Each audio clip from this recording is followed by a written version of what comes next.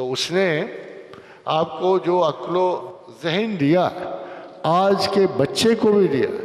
فشار کا یہ عالم ہے کہ بچے سے پوچھ لو جو ٹی وی کے سامنے کہ زمین کیسی ہے، وہ زمین کے علاوہ تمہیں مریخ کا بھی بتا دے گا، سورج کا بھی بتا دے گا، چاند کا بھی بتا دے گا. اس کی نظری شہادت آپ کی علمی شہادتوں سے بہتر ہوتی. وَتَرَى الْجِبَالَ تَحْسَبُهَا جَامِدَةٌ وَهِيَ تَمُرُّ مَرَّ السَّحَابِ.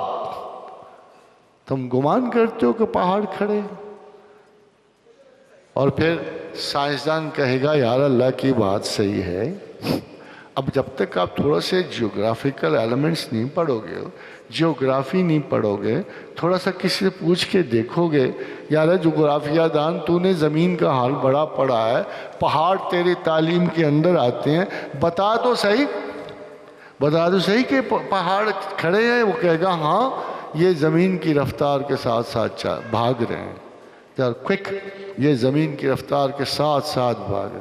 اگر زمین 48,000 فی میل گھنٹہ چلتی ہے 48,000 میں، اگر زمین 52,000 چل رہی ہے تو یہ 52,000 سے چل رہے ہیں. کیونکہ مگر اگر کوئی ویسے چیز چل رہی ہو تو یہ اکھڑ جائیں گے. اگر زمین کو ذرا سی بھی رکاوٹ یا سستی تو سارے پہاڑ اکھڑ جائیں گے. یہ ہوگا ضرور مگر ابھی نہیں. وَإِذَا زُلْزِلَتِ الْأَرْضُ زِلْزَالَهَا وَأَخْرَجَتِ الْأَرْضُ أَثْقَالَهَا وَقَالَ الْإِنسَانُ مَا لَهَا. یہ ہوگا ضرور مگر اس دن جس سے اللہ کہے گا القاریہ مل قاریہ وما ادراک مل قاریہ. یہ اسی دن ہوگا جس دن کو اللہ نے مقرر کیا کہ پہاڑ روئی کے گالوں کی طرح اڑیں گے. جب زمین کی اس کی حرکات معطل ہو جائیں گے، زمین پہاڑ اپنی سینٹر آف دی ارتھ سے اکھڑ جائیں گے، تو پھر ایسے ہی ہوگا. اللہ نے جہاں بھی ذکر کیا، جہاں بھی سورج کا، چاند کا بار بار ذکر کیا، میرے خیال آپ نے بھی دیکھا گا. مگر کمال کی بات یہ، اور یہ بات آپ کو فرینکلی بتاؤں کہ اگر کوئی اور بات اللہ پہ یقین والی نہ ہوتی تو اس بات پہ مجھے یقین آیا کہ اللہ ضرور کوئی ہے.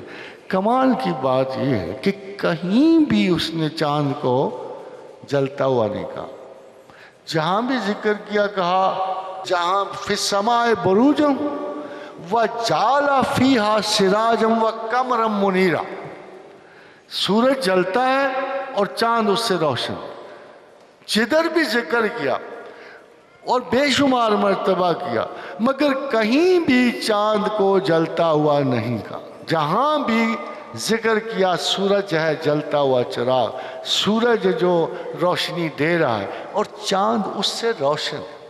Now this is one of the most، یہ انٹریکیٹ ہے، یہ کوئی بڑی سائنسز سے نیچے آنے کا کہ نورن چاند کو منور کہا اور سورج کو جلتا ہوا چراغ کہا. And who else after even the most modern times سے پہلے کس کو کیا پتا تھا؟ ہمارا تو خیال یہ تھا کہ چاند میں بھی کچھ چل رہا ہے اور آگ روشن ہے، سورج میں بھی آگ. Even in my early days یہ تخصیص نہیں آئی تھی. تو بڑی دیر کی بات ہے، ابھی پچھلے تحقیق و جستجو سے پتہ لگا کہ سورج کی روشنی جو ہے، چاند کی روشنی سورج کی روشنی کا انعکاس ہے اور کچھ بھی نہیں ہے. چاند تو اندھا مورا سا بہرا سا فقیر ہے جس کو خیرات میں سورج کی شعائیں ملتی ہیں، ہے ذرا اچھا فقیر، اپنی ضرورت پوری کر کے تمہیں لوٹا دیتا ہے، اس قسم کا ہے. مگر آپ حیران ہوں گے کہ قرآن حکیم میں ایک جگہ بھی اللہ نے چاند کو از خود روشن نہیں کہا. میرے لیے حیرانی کی بات، اللہ کے لیے نہیں، because he is the creator. اور وہی بات جو میں نے شروع میں کہی کہ اس نے ایک ایک آیت کو پرکھا ہے، ایک ایک سوال کو مد نظر رکھا ہے، ایک ایک کیوریوسٹی کا جواب دے کے اس نے ایک فائنلٹی دی ہے اپنی ورسز کو. وہ ہر زمانے میں، ہر دور میں قرآن کبھی لوکل نہیں ہوا. میں بہت آیات ہیں ایسی کوٹ کرنی. قرآن سارا بھرا پڑا، صرف سائنسز کا نہیں، صرف سائنس کا نہیں. ایک چھوٹی سی آیت دیکھو تو پوری اینتھروپولوجی کا خلاصہ نظر آتا ہے، پوری اینتھروپولوجی کا. وہ کہتے ہیں کہ کیوں وَلَكُمْ فِي الْقِصَاصِ حَيَاتٌ يَا أُولِي الْأَلْبَابِ لَعَلَّكُمْ تَتَّقُونَ. کہ اہل عقل، ویسے مخاطب اہل عقل سے ہوتا ہے، کہتا ہے اہل عقل غور کرو تو ہم نے قصاص میں زندگی رکھی ہے. خواتین و حضرات، ہم ادھر رک جائیں، ترجمہ کر کے ہم نے ختم کر دیا، اور دس از ناٹ ٹرو۔ ہمیں اس مقام تک جانا پڑتا ہے جہاں سے نسل انسان شروع ہوئی۔ ان کے پہلے حوادث، ایک دوسرے کو قتل کرنا،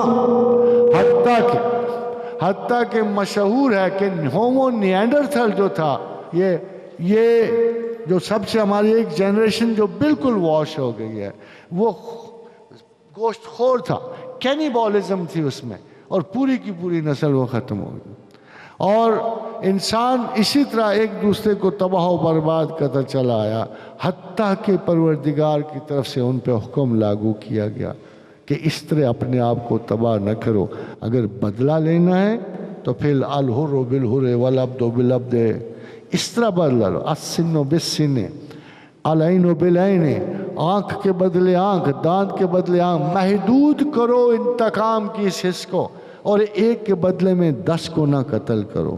اور یہ خداوند کریم کی حکمت بحیثیت ایک اصول کے پرنس حمورابی کے زمانے تک پہنچی، جہاں قوانین قصاص پہلی مرتبہ مرتب ہوئے، پھر اللہ کے رسول نے اس کی قرآن حکیم میں نشاندہی کی، اور یہ سیریز آف لا جو ہے قانون قصاص چلتا ہوا، اللہ تعالیٰ نے اس پہ انتہائی شستہ اعلیٰ ترین فصیح و بلیغ آیت میں فرمایا، وَلَكُمْ فِي الْقِصَاصِ حَيَاتٌ يَا أُولِي الْأَلْبَابِ لَعَلَّكُمْ تَتَّقُونَ۔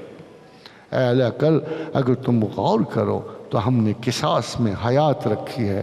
اگر ہم قصاص نہ لیتے، تم ایک دوسرے کو بھیڑ بکریوں کی طرح قتل کر کے ختم کر دیتے، مگر ہم نے قصاص سے زندگی کو آگے بڑھا۔